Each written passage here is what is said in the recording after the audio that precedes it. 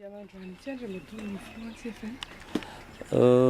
maha rafi-panjakana anay moa dia manao fitsidihana rapomba ofisialy ny andriamatoa premier ministra na voatendry azy sahanan'izao andraikitra goavana eto amin'ny firenena zao a, zay andraikitra masina mba hisiany fitoniana eto amintsika.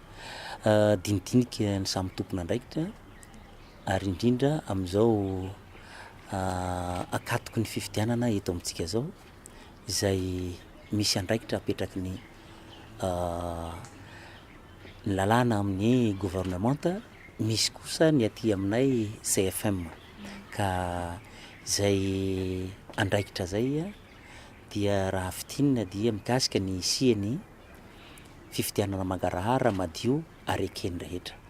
Manana anjaranay zahay CFM dia ny fametrahana ny fitoniana eto amin'ny firenena. Ka izay no ny fampiresahana amin'ny andriamatoa premier ministra ahafahana miara-miasa mikasika ny zavatra zay. Eo koa moa ny izy lehibe ny administration ary anisan'ny zavatra goavana am'zany ny arahana teo dia ny amin'ny teny vahiny moa izy neutralité de l'administration. Zay antoky ny anankiray antoky ny hisian'zany fifidianana mangarahara zay. Ka zay zany na tonga anay fampiresana zavatra. Efa misy paikady zay hoentinareo CFM ary tandrona zay filaminana mandritra ny fifidianana izay.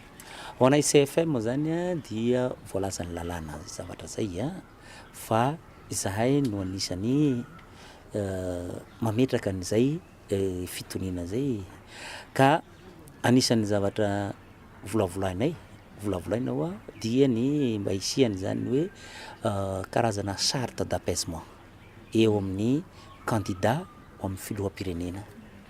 Dia ireo candidat reo rehefa mivoaka amin'ny fomba ofisialy hanatona an'ireo zahay fampiresaka am'ireo ary ametraka an'izay ataontsika hoe éthique amitondrana an'izay mba hizotra ao anatin'ny firalahiana, ao anatin'ny toe-tsaina malagasy, ao anatin'ny fihavanana ny fifidianana zay ataontsika mba tsy hiteraka korontana eto amin'ny tany sy ny fanjakana.